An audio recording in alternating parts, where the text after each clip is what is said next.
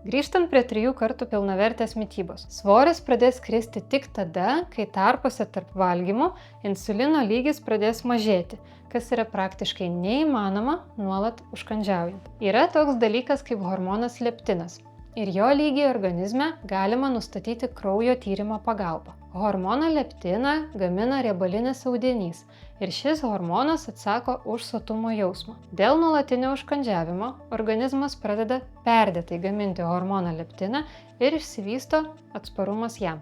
Jeigu bus daug leptino, bus daug ir insulino. Optimalus insulino lygis žmogaus organizme pagal kraujo tyrimą atliktą tuščiu skrandžiu turėtų būti nuo 4 iki 6 ml tarptautinių vienetų litre. Taip, jeigu jūs pasižiūrėsite laboratorijos insulino rodiklio normą, tai ten bus maždaug iki 20, kai kur iki 25. Bet tai nėra sveika ir optimalu organizmui ir tai yra susijęs su tuo, kad vis daugiau žmonių turi insulino rezistentiškumą, jų insulino lygis yra aukštas ir kuo daugiau žmonių ateina su tokiu insulino lygiu į tą laboratoriją, tai ir laboratorijos norma automatiškai didėja. Tačiau pasikartosiu, sveikas insulino lygis žmogui turėtų būti nuo 4 iki 6.